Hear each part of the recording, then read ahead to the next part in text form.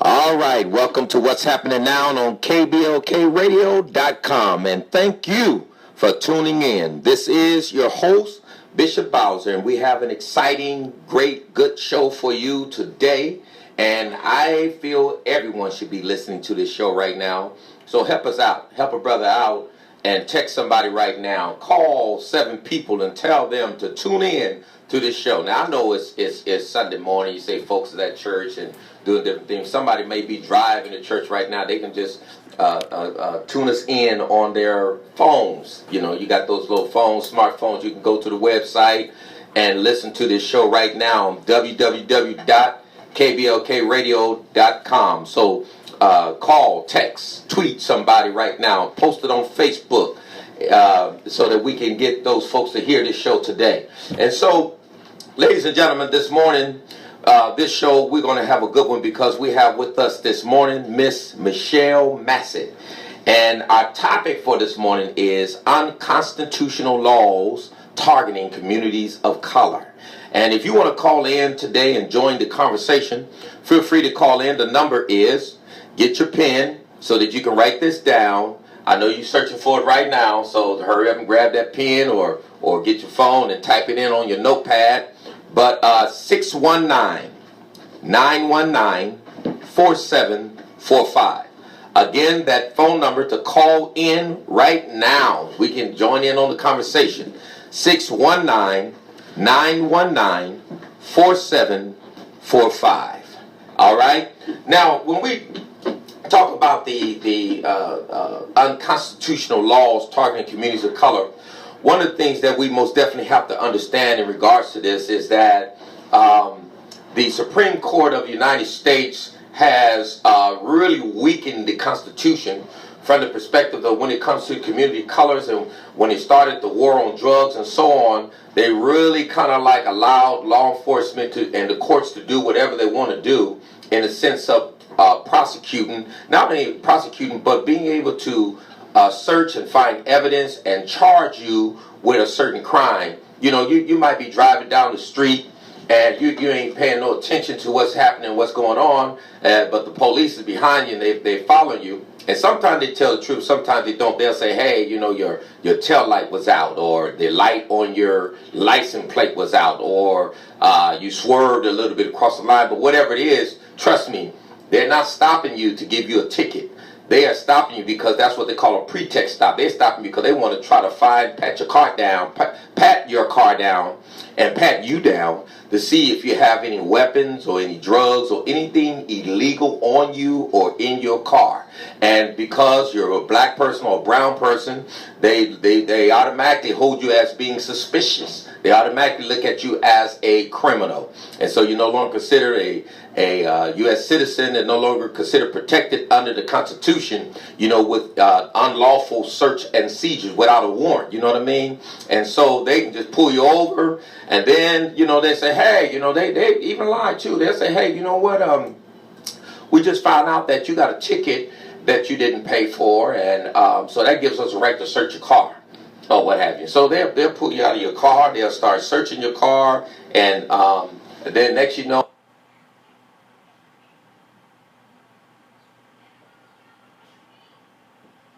they find some drugs, they find a gun, whatever they find in your car. Then when you go to court, you say, hey, that was an unlawful search. And the judge would say, no, well, even though they had no reason to pull you over in the sense of putting you over because they had a warrant to stop you and search your car, they did have a reason in the sense of saying that it was a pretext out there was something going on. And so even though they searched your car and it was illegal because they found something, therefore, you know, they're not going to throw it out of court and so on. And so we have that happening all the time. And then, you know, to get right down to the real issue is, you know, when they get you in the criminal justice system, they place you on probation. A lot of times people just think that when folks get locked up, you know, that's horrible. But it's even worse when you get out sometimes, because when you get out, you're on supervision, you know, and they're monitoring you while you're on parole or probation. And that's real rough, because what ended up happening with that is that the courts give you so many restrictions and so many requirements. Sometimes you can't even hang out with your own family members, because if you hang out with a family member, they say, oh well, he was documented as a gang member, or he's on probation or parole too, or lives in a community where they put an injunction on you and said that you couldn't go into certain communities. So you lose all your rights as a citizen when you get out on probation. And what they'll try to tell you is that it's a privilege. This is a privilege for you to be out on probation or parole. I remember once, I forget the name of the show, but I was watching a show where individual was going up before the parole board. And I don't know, I think he had like about 10, 15 years, something like that. And he went up after he done half his time. And they said, so if we give you the privilege to be granted parole, do you think that you're prepared and you're ready for it? Blah, blah, whatever the long conversation they went into with that. But he got a little upset because they asked him if they give him the privilege of being released from prison and put him on parole. He said, what you mean the privilege? He said, when I leave here, I'm going to leave here a man. And he told him he didn't want to be granted parole. And so therefore he served all his time. And when he did all his time, he got out and he was not on parole. So he saw that as leaving out as a man. So sometimes they get you in the system to where that you get locked up for drugs, but then you got enhancement sentences. So not only do you do 5 years, you're doing 10 years. So yeah, you want to get out. You don't want to do all that time. You feel like you haven't done it. So yeah, I'll take parole. So I don't know too many people that's going to do like that young man did, where he said when he leave out, he's going to leave out a man. But sometimes folks may have to start thinking about that. If you got 5 years and you want to get out in 2 years and you don't want to deal with that parole and probation, then go on and do the 5 years, and get on out. When you get out as a man. But I doubt very seriously a lot of people are going to do that. So what ended up happening is when you get out on probation, parole, you don't have rights as a U.S. citizen. And so that's kind of what we want to talk about. And it was I saw an interesting story, and I also had posted this on Facebook. It was about a lawsuit that was filed because whenever your constitutional rights are violated, you can sue. Of course, if you're charged with a crime, you can go through the criminal system as far as fighting for your constitutional rights. But if that's not the case, then you can sue. You can sue when you believe that your constitutional rights were violated. And there were two young men in L.A., I believe it was. And this story was written by Susan Bell on June 6th of 2016. And she talked about how there was a young man, excuse me, he was walking home from his girlfriend's house on a late evening in 2009. And his name was Christian Rodriguez. And he was a 19-year-old from Mar Vista Gardens, a Los Angeles housing project. And as he was going home, he spotted one of his friends, his childhood friends, and so he went over to him and started talking to him. And his childhood friend's name was Alberto Cazares. And but before he could greet him, Rodriguez and Cazares were thrown to the ground and handcuffed by the police, who ran up to them from behind, accusing Rodriguez of violating a gang injunction curfew, and Cazares of associating with him. And so the police arrested both of them. Now that ain't that crazy. And the thing to this is that neither one of these guys were on probation. And these guys, as we get into the story, you're going to find out that they were straight A students. And because of where they lived, because of who their family members were, their constitutional rights were violated. The police should have never have thrown them on the ground, should have never have arrested them or anything. But it's the same thing that happens in San Diego when, they'll put an injunction on a gang. I haven't checked lately, but last time I checked, I saw that Skyline was a gang that and they got a lot of gangs up in Oceanside that's on injunctions, but Skyline has an injunction.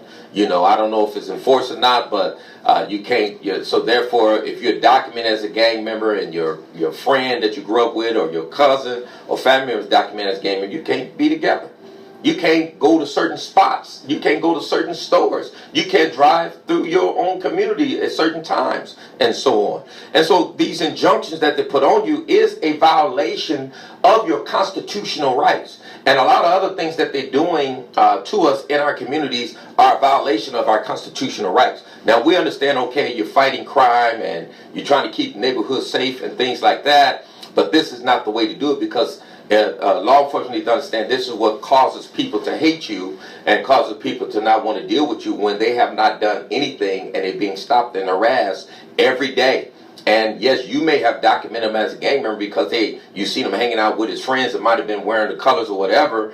But if he didn't tell you that he was gang banging, now some of these youngsters, I do tell them that, hey, if you on Facebook throwing up the signs and talking about, you this and you that, then, they're going to document you. So, you got to stay off of that social media stuff, and doing that stuff, or taking pictures with your homies and throwing up signs and stuff, because that's going to implicate you. So you got to be careful in what you do. But under the same breath, though, an individual should, individual should not be documented just because of who he associate with. You should have, and that's another violation of your constitutional rights, because you have a freedom of association. All right. So these two young men, so they were arrested for this, and far from being gang members, Rodriguez and Cazares were straight-A students at West Los Angeles Community College.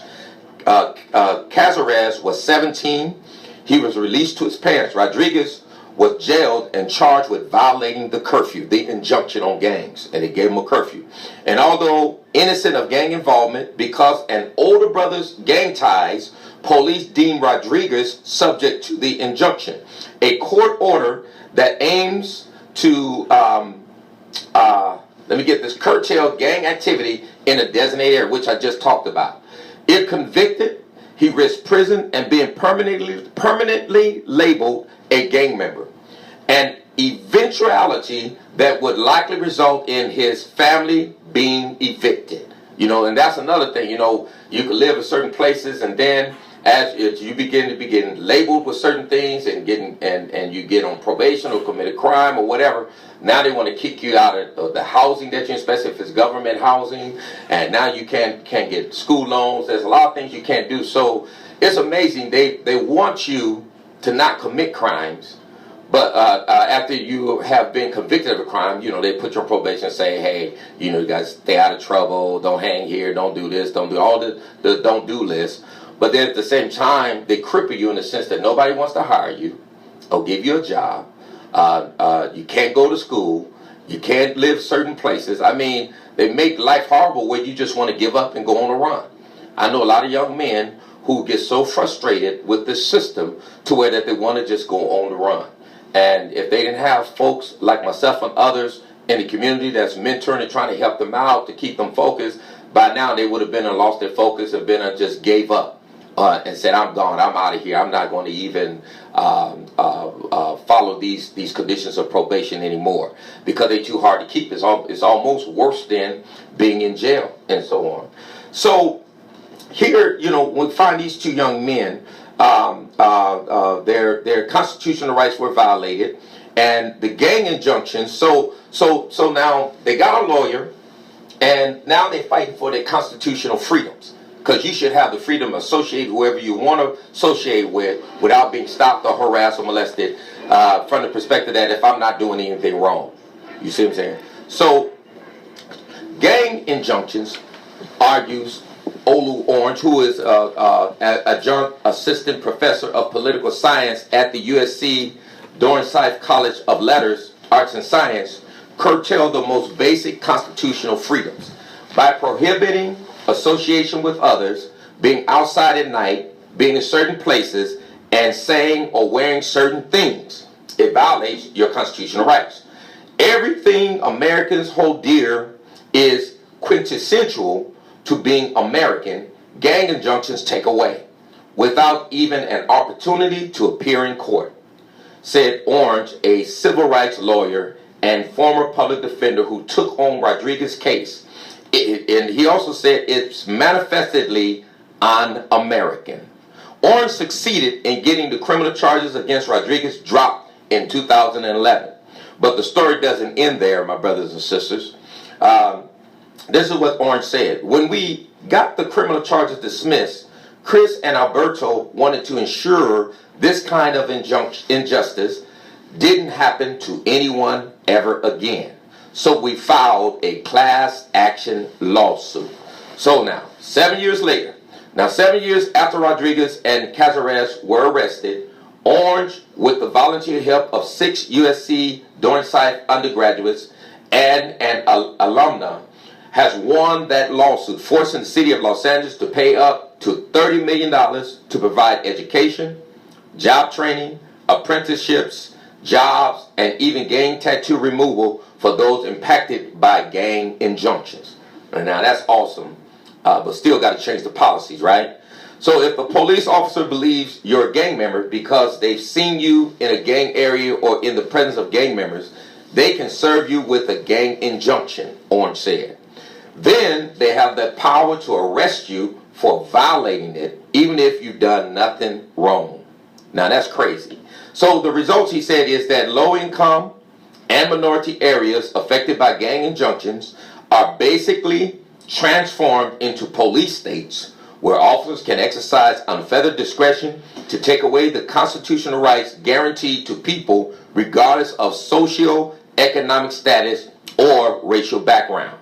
Orange launched the federal class action lawsuit in 2011, accusing the Los Angeles Police Department of enforcing curfews written into many gang injunctions for years after they were declared unconstitutional in 2007 by the California Appellate Court.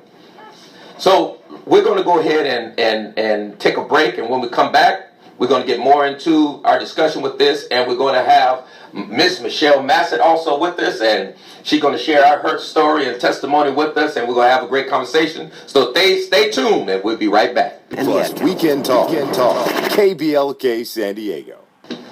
All right, welcome back to What's Happening Now on KBLKradio.com, and thank you for staying with us. And so, just to wrap it up, I want to get into talking with Michelle here and getting into some conversation. But this is what Orange's one regret is that Cazares died in a car accident before the resolution, and that's sad right there. And here's what he said. He said, "I really wish that Alberto could have lived to see this. It's everything he would have wanted, everything he was fighting for. He didn't care about money, and neither does Chris. What they were fighting for, what we're fighting for, is stopping this violation of people's right." Okay, that's what. And Orange said he's now getting calls from across the nation. Every city followed LA's example in using gang injunctions, and this is the first successful class action against them. We're the crack in the wall, and everybody wants to replicate what we've done. The court system continues to perpetuate this racism, and we most definitely got to fight it and come up against it. So now, I want to welcome to our show, we have here with us Miss Michelle Massett. Thank you for coming on What's Happening Now, and thank you for being on the show. And thank you for having me. All right. So, all our listeners, they don't know who Michelle Massett is, so tell us a little bit about yourself and who you are. Okay, well, I grew up in East San Diego basically all my life. My family basically grew up out there. I became part of the streets, and then when you say the streets, what you mean part of the streets? Part of East San Diego gang. All right. And then growing up as a teen mom, my kids. How old were you when you had your first child? My first baby, I had him at 15. Okay. And I've seen a lot of that when I was out there myself, and still going on today and things like that. And that's one of the things that is a part of the cultures in our community that we most definitely want to try to stop. I had a lot of friends that the same way and so on. So go on. Sorry to interrupt you. No, that's fine. And like I said, my kids grew up. I ended up having 7 kids, and somehow, some way, we all became part of the system. Can you tell us the age range? My oldest is 26. My daughter, the one after him is 24. Then I have a 20-year-old, and then a 17-year-old. Oh my God, a 13-year-old. 13-year-old, the 13-year-old, a 16-year-old, and then I have a 10-year-old. Okay, there you go. Yeah, when folks try to get me to tell all my kids, one of the things I say, the oldest is 32, the youngest is 22, 21. But then I try to go in between the name. I say, well, I raised 7 kids, and here's the ages. But then I get confused with some of the ages and the whole shebang. If you ask me about one, I say, oh, he's this age.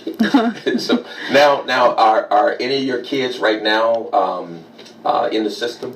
I have my 26-year-old. He's right now serving time in Corcoran. Mm-hmm. He's due to come home in February. How long has he been locked up? He's been there for 2 years already, and that's for a violation. Then I have a son who's 16, and he's in Camp Barrett right now. And then I have my daughter who's also on probation at this time. Okay, so you have three kids that's kind of right now. So your son that's 26 years old, 2 years, you said that's for violation. What was his original charge? His original charge back in 2010 was first-degree attempted murder. First-degree attempted murder. And how much time did he do for that? He ended up doing 5 years. I'm sorry. 5 years. 5 years. They probably sentenced him longer, but he probably got out on good time or what have you. That, and then plus they did a psych eval, and for him having a little bit of disability, the psych eval was able to help him as well. Let me ask you something. Did they do the psych eval before he was sentenced or after he was sentenced? They did it before he was sentenced. Yeah, see. And and the sad thing, I mean, that's good that they did do that, but the sad thing is that our children should have been evaluated way before then. And that's true. And then I feel that with psych evals, instead of locking them up in the system, they should put them in some kind of like mental institution, like a mental hospital or something, instead of putting them into the system. Right, yeah, and especially if that's going to help him and make things better versus making him a criminal, should have another kind of system to where that you can help the individual get back to normal. Normalize that individual and so on, because the system is I think when you look at the system is most definitely is racist, not colorblind. The system targets people of colors and especially black and brown people. We're really targeted in the sense of when you're talking about the system when it comes to the war on drugs, comes to the war on gangs, and really the war on crime. Most of the time it's our communities that are attacked. It's our communities that are singled out. And crime is everywhere. Crime is everywhere. So you can't come and say there's more crime in the black and brown community versus crime being in other communities, because crime is everywhere. People just have different ways of committing crime. And so but go ahead. Now, so your other son. My other son, he's the 16-year-old, and he's in Camp Barrett right now. He's involved with community where they part of the community where they do help him. But he did have a little setback to where he got caught selling to an undercover, and he is serving his five months that is due for him to do. But I know that when he comes home, he is going to have support from everybody in our community, and me as well. Absolutely. Now, does he have any support now while he's locked up? Where's he at? He's in Barrett? He's in Barrett, and I know that he was supposed to be doing a drug program, but when I talked to Ruben, he told me that there was no more drug programs in there, that TRC had, I guess, gave up their license and are no longer working there, and that's the name of the drug program.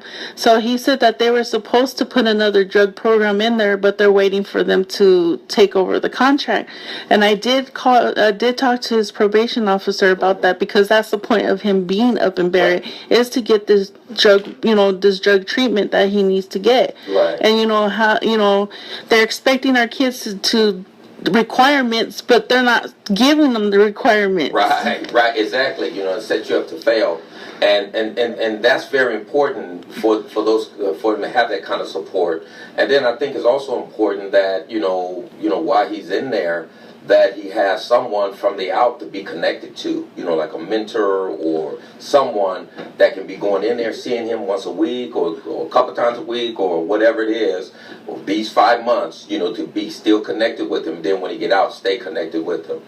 One of the things that I've been doing this mentor thing for over 20-something years, and one of the things that I'm really starting to realize is that, the kind of mentoring that folks do once a month, once a week, I'm with you, we do something together, things like that. That kind of mentoring really doesn't work. You really got to have deep relationships with people and deep influence with people, and you got to spend time with them. Really, if you're going to get into mentoring, you got to be ready to spend time with someone almost every day.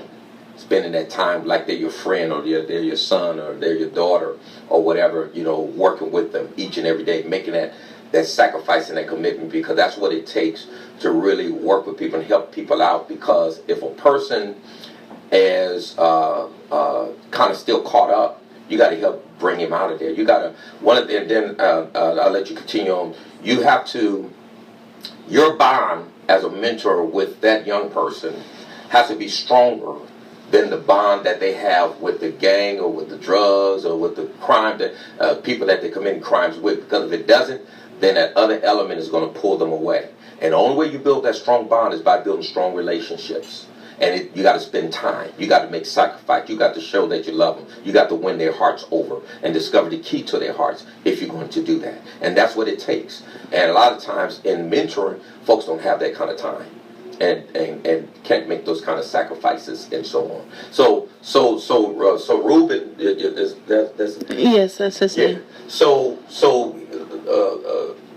he's in Camp Barrett. He can get out in a few more months or what have you. Now, do you have anybody else that's? I have my daughter who's 17. She's due to get off probation in a couple more months. All right. And she had did a crime as well, which was being, basically she had controls like a drug on her and stuff. Mm-hmm. But she's doing her program. She's a senior already. She's doing what is it called? Go through Metro. She's doing the externship. Okay. She's doing good.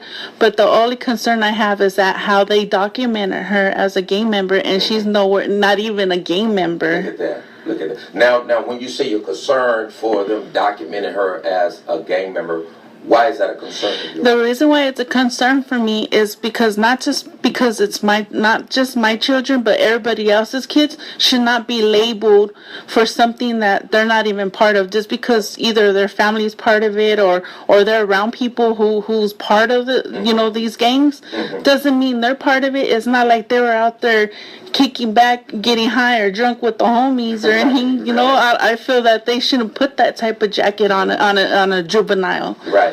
Yeah, and so right now your daughter is documented as a gang member. Yes, she is. In a gang. So how did that happen?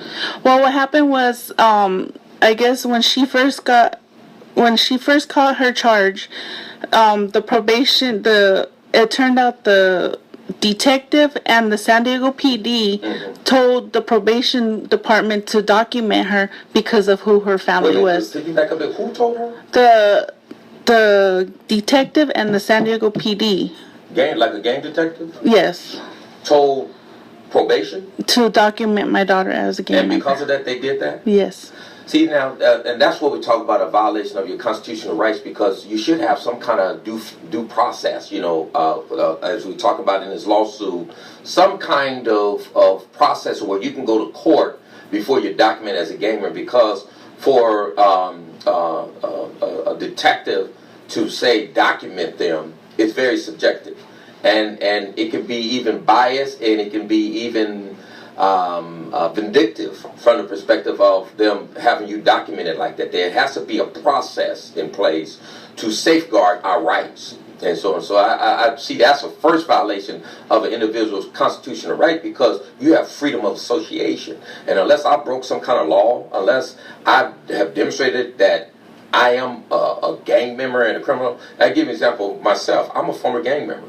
But there was no question about it that I was a gang member. You know what I mean? And trust me, I don't have not one tattoo on my body. and I didn't believe in that when all my homies were doing it. But I was very clear about who I was and where I was from. And back then I wasn't ashamed of it. You know, I was, West Coast Crip, and I wasn't ashamed of it. You know, rolling 20s, wasn't ashamed of it. If the police stopped me, I let them know where I'm from. You know, whoever it was, you gonna know where I was from.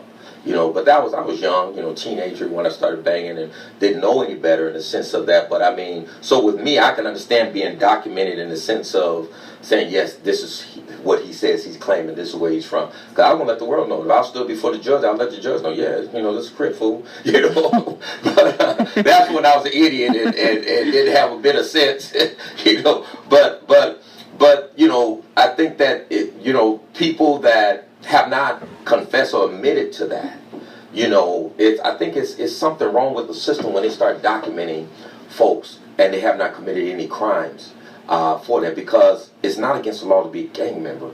So why do you think that that detective told probation to document or put her down as a gang member? Well, I think they did it because of the fact that, yeah, her family somehow, some way are part of Eastside San Diego gang. Mm-hmm. And of course they want to put that on her because why? Because automatically, because it's her family, she's associated. Mm-hmm. And I don't think that's right, because if you see my daughter, she don't even look like a gang member. I've seen her. She don't even look like no way of being a gang member. That's right. And I mean, she's just a little girl. How are you gonna put that on a little girl? Right, exactly. And I know your daughter. She's very smart, intelligent, engaging, the whole shebang.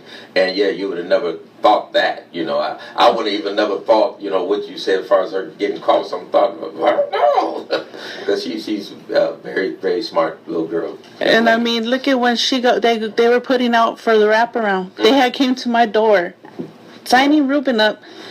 She was even though she was on probation and they didn't require it from her, mm-hmm. she went on her own and said, you know what, I want to enroll in this program. Oh yeah, I remember that. Yeah, and that's good, and at least to get all the support that I need, because we need the support in our community. And and here's the thing is that, why should I wait to get in trouble or be in a system to get the necessary help or support that I need? Like we go back to your son is 26, he should have gotten some type of evaluation way before this. So no one never detected anything from your son before?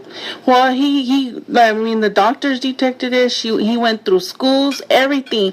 But I feel that, okay, instead of them locking him up the way they did, yeah, they should have gave him more, maybe like I said, a mental hospital, mm-hmm. Some type of programs, and that's what we need. Right, because me being part of the system as well, right. I see that we don't have that much help. Mm-hmm. From the system, from the probation or any type of help, mm-hmm. like no reentry programs, no life skills, no bus passes. Yeah. I asked not too long ago. I asked my own probation officer for a bus pass, and I wasn't even able to get help with that. Just recently, and he tells me to go to the welfare office. So you brought up another issue here. Is you said your own probation officer. So how long have you been on probation? I've been on probation for 4 years already. 4 years? And what are you on probation for? I'm on probation for distribution. Distribution? Did you do any time for that? I did three and a half months, and then I got off on house arrest, which was 6 months of house arrest, 4 years probation. 4 years, that's a long time to be on probation. Why so long? Why so long? Yeah. Well, I don't know. I guess that's what the judge ordered. They want to keep in the system for a very, very that's long what it time. Is, because they want to be able to see how we're going to do. And yeah, and like Al said, they make big money on it, We're nothing but a number to them. Yeah. We're the money sign. Exactly. So now, with yourself being on probation, what was that like? Now, was this your first time being on probation? I know you said you're a former gang member, too. I'm a former gang member, but that was my first offense, my first crime. Wow. And first offense. It was a couple years ago, okay. So it was just like around the block, I guess. So what happened with that? I mean, how did you get caught up? Well, how I got caught up, I hate to speak about it, but you know what? I'm going to speak about it because I recommend women not to do it. Yeah, absolutely. Okay, I understand, as women, we follow our heart, mm-hmm. but I feel that we shouldn't, because we have other people that suffer their consequences Right. as well, Right. which is our kids. Right. Okay, I was with somebody, he wanted me to take drugs to him. I did it, and I ended up getting busted for in it. prison or something? Yes, he was in a prison. Okay, and then when you went to take the drugs to him, you they found drugs on you while you was going Yes. into the prison system? Yes, Oh, okay. And so then they caught you right then and there? yes, they did. Oh, okay. And so, was it federal prison? No, it was state prison. So how did the federal government get it? Because this is a federal case, right? Yes. How did the federal government get involved? I guess because how it was what is it? A prison ground. Oh, okay. Yeah, so I guess either the state or the federal could pick it up, and then federal decided to pick that up. And I know they do pick up some of those cases and so on. So it was just a regular drug charge, it wasn't a RICO indictment? No, nothing. Okay. And so, I mean, they, you got caught, they did, so when you got caught, that's when you got locked up for 3 months? Yes. And the 3 months that you locked up, is that when you made the deal and got out, or did they release you and you went back to court and got sentenced? What happened was they got, what do you say? How do I say? They had me come out on bail. Oh, so you got bailed out? I got bailed You was able out. to get bailed out? Yes. And how long before you finally got sentenced from that? It was a couple months after. Months. Yes. So you made a deal. They say, hey, you don't have to do no time, or the 3 months you did. Was And I had to do a drug program as well. drug program. So you completed the drug program? Yes. And when did you complete that? I completed it back in 2015. 2015. I was with a couple friends in there as well. Oh, okay. So what was it like being on parole? So when you got out, you was on parole. What was it like being on parole? Well, actually, it was probation, and So are you on? So I'm it's a still on federal probation. case. I'm still on So probation. was it state parole or state, or was it I shouldn't say probation, federal probation or state probation? It was federal probation. So federal has probation and parole. They have. They have two types. Parole. There's federal, state, like the federal probations and federal parole. And then they'll even have when you're out on bail, it's called pre-trial. Pre-trial probation. Mm-hmm. Wow, I didn't know about that pre-trial probation. So do you know what the difference is between federal parole, federal probation? Federal parole is when you do all your time in prison. I got you. Probation is when you get out, get less time, and then you get out on probation. And pre-trial is when you're fighting your case and you're still on probation, even though you're fighting your case. Yeah, big, and they have restrictions. Yes, they do. What kind of restrictions they have? Basically, you got to check in. You got to make sure you're still working, because at that time I did have a job and I was able to get out and still work. But you had to, basically keep working. You have to report any changes and stuff like that. Right. Did they come to your house or anything while you pre-trial? Yes, they would come to my house. And violate your the Fourth Amendment, which is Fourth Amendment deals with just walk around, check and see who's there, and check the rooms and stuff like that. And see, that's unconstitutional if you ask me. Number one, if you bail yourself out, the Constitution says, and that's another piece that we'll probably have to talk about in another segment. But under the Constitution, the law said that there should be fair bails and so on, and that's not a fair bail, because not only are you having to bail yourself out, but now you're on pretrial probation, which is like you got convicted of a crime. Whatever happened to being innocent until proven guilty? If I'm innocent until proven guilty, and you say bail yourself out, I shouldn't be on anything until I get convicted. Now, if you think I'm a run or whatever, things like that, then that's something else that we can talk about and deal with, as far as allow me to be bailed out. But to let me get bailed out, then put me on pretrial probation, is a violation of our constitutional rights. You should have. That's not a fair bail. And not only that, a lot of times, even the bail companies have lobbyists that legislate legislation to make it so where that you can't get out unless you bail yourself out, so that they can make money, because it's all about money and so on. And that's the thing we understand about when we talk about systemic racism, when we talk about the court systems and the judicial system and how it's set up, not only to police you and to violate your rights and make you a second-class citizen, but it also they benefit off of it, and they make a lot of money off of it. So with pre-trial, now you got folks making money off of that also. They made money on the bail, now they're making money on your pre-trial. That's kind of messed up, and your rights are violated. So what happened after you went to trial? So they took, not trial, but when you made the plea bargain agreement, they took you off pre-trial probation. And put me on regular probation and 6 months of home confinement and 4 years probation. So the when you say 6 months home confinement, what was that like? To me it was kind of like hell because I'm on a monitor having to schedule my life. You had a ankle bracelet. They call it the ankle bracelet. You had an ankle bracelet. So where were you able to go? I was able to go to work. And if I had to go to doctor's appointments, I had to get this paper, fill it out like a schedule. I had to basically schedule my life. Mm-hmm. In order to be able to go places. Right. I had 2 hours the most at the store, back to the doctor's office and back, to work and back. I had to basically put a whole schedule. Wow. So now, it's been 4 years now, you said, and you're still on probation. How long did they put you on probation for? 4 years, so this January I'll be getting off. Okay, so they actually put you on 4 years. And did you think it was that long because you didn't really do any time in prison? I think that's what it was. Okay. And so wow, man, that's a long time to be on probation. Look like you did pretty good. You still out and no violations or anything? No violations. I'm part of the community as well. Right. With with the youth, and then not just that, other stuff that I'm putting myself out with, like we have our own group that we're coming up with. It's for prison wives. Oh, okay. Awesome. Now, tell me something about your kids. Like when you were locked up for those 3 months, did you lose custody?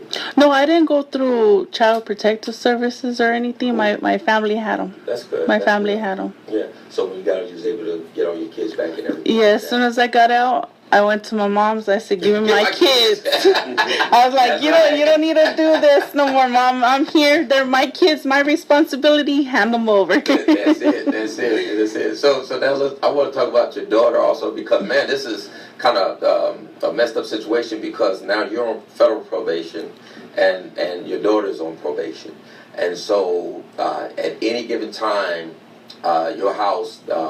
Law enforcement, probation, or whoever. Now, how does that work? Has police ever showed up at your house, or just probation? Even though probation is law enforcement. It's just probation. Police never come to our door. It's always probation. Okay. Especially my son being part of GSU, mm-hmm. They'll come and hit hard, not hard to where they'll tear our house up, mm-hmm. but to where they'll handcuff everybody and have them sitting there checking the houses. Now, if we can just talk about that for a minute, when you say handcuff everybody, even those that are not on probation. No, not the ones that are on probation, just the ones that are on probation. So if you're on probation, you're automatically handcuffed, and why did they handcuff you? Why? I guess that's part of their procedures, I guess. Even though they check you first? No, they check my daughter. And then they check the house. The times that they hit, they never handcuffed me, but they would always handcuff my daughter. Yeah. Now, someone shared something with me about that, and I want to ask you your experience in this. And what I mean is, when you look at federal probation, you look at state probation or county probation. Federal probation is different from state and county, from the perspective that only a federal officer can check you, and not a state or county officer. Is that true? That's true. Can you explain that to us? Well, like I said, when they come and search the house because of my kids, juvenile, they'll handcuff the kids, but they won't handcuff me. But they'll let my probation officer know that they did do a home visit. Right. And so let me ask you another question. So, like, if you get stopped on the streets by law enforcement and actually are on probation, you say, I'm on federal probation. No matter what, they can handcuff me and search me and the person with me, because I am fourth waiver.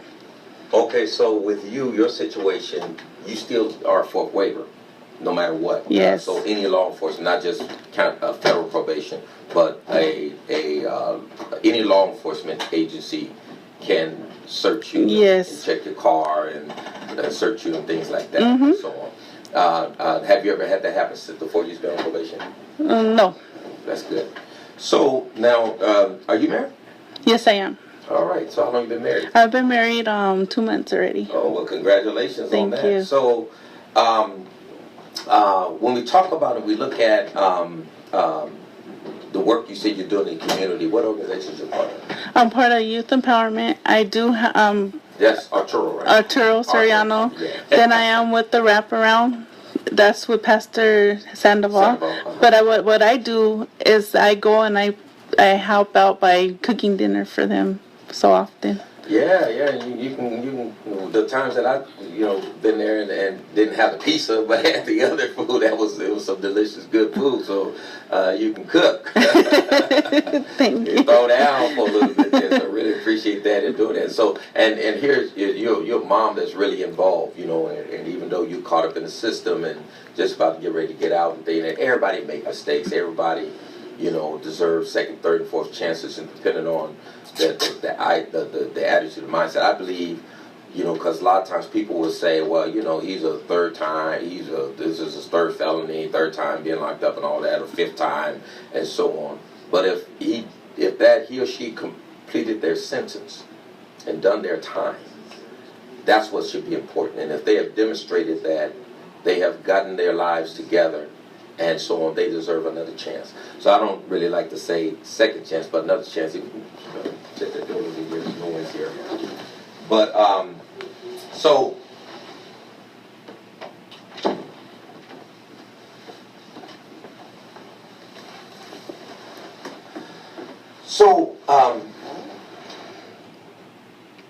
what's happening with your kids and yourself and things like that? And are you familiarized with you said your fourth waiver? Are you familiarized with the Fourth Amendment? The Fourth Amendment, I'm going to be honest, I'm not really familiar with it. Okay, the Fourth Amendment of the United States is the right of the people to be secure in their persons, houses, papers, and effects against unreasonable searches and seizures shall not be violated, and no warrant shall issue be upon probable cause. So in other words, even to get a warrant, they just can't say, I don't like Michelle, or I'm suspicious of Michelle, but you're supposed to have probable cause, and it's supported by oath or affirmation, and particularly describing the place to be searched and the persons or things to be searched when you talk about Fourth Amendment. The Fourth Amendment guards against unreasonable searches and seizures, along with requiring any warrant to be judicially sanctioned and supported by a probable cause. And now, this law was adopted as a response to the abuse of the writ of assistance, which is a type of general search warrant. And in the American Resolution, search and seizures, include arrests, must be limited in scope according to the specific information supplied to the issuing court, usually by law enforcement officers who has sworn by it. The amendment is the basis for the exclusionary rule, which mandates that evidence obtained illegally cannot be introduced into a criminal trial. The amendment's interpretation has varied over time, of course. and that's where I really have issues with courts, especially the Supreme Court, because they allow law enforcement to stop people, to search their cars, and because they left a drug area and search their cars. And even though the search was illegal, they still charge that person with whatever they find in the car, whether it's drugs or something that is illegal that an individual does not supposed to have. Not saying that and promoting or condoning people breaking the law, but I believe that what should have first priority is my constitutional rights. And if my constitutional right says that you cannot search my car or seize anything without having a probable cause, and I believe that probable cause, one aspect of that probable cause is if you believe that a felony has been committed, and of course that's subjective too, because I remember once someone had called from our house about something, and the person had left, and the police came. They were looking for that person, and my son told him, "Well, you ain't coming in the house, and you can't search the house." And the police said, "Well, I can come in just to check to make sure that this person is not here or this person is safe." Yes. That's what happened to us a while back. Oh, what? We were still living in East San Diego, Uh-huh. and that's the purpose of us moving out of East San Diego. Uh-huh. Okay, you know how they documented my daughter as a gang member? Right. Well, a couple little East Siders were running from the police. Uh-huh. So they decided to run through our apartment, Mm-hmm. and guess whose house they go into? Mm-hmm. They go into my house. So the officers are right there getting them out. I come back from testing that day, Uh-huh. and then I get a call. Hurry up, Dad, come to the house. They have Claudia. So just because of them guys running into the house, Mm-hmm. they automatically thought my daughter was with them. Oh, wow. So they They took that violated. to another level. So they violated her Just because they ran to the house? because they ran into the house. Wow. And see, that's the horrible thing about being on probation. They can violate you for any reason, and it's very subjective, and you really have no say over it. And like with yourself, being on, I know normal probation like 3 years for state, and I guess federal, 3 years normally.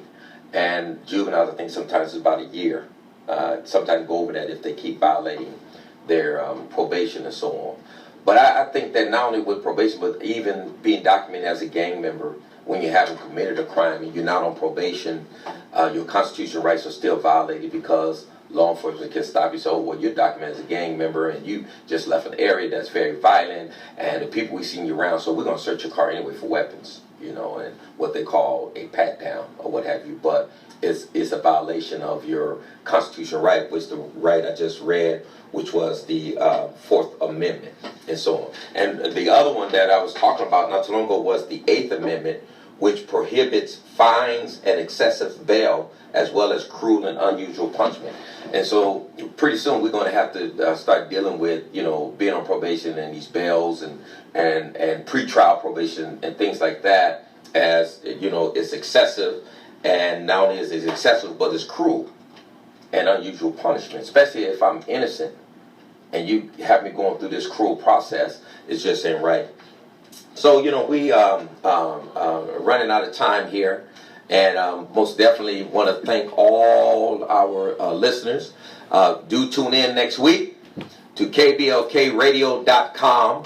We thank you for tuning in for this week, and next week we're going to have another real good show. Talking about continued discussion with dealing with law enforcement and dealing with the gang unit and things like that. We know gang unit officer was killed about a week and a half ago.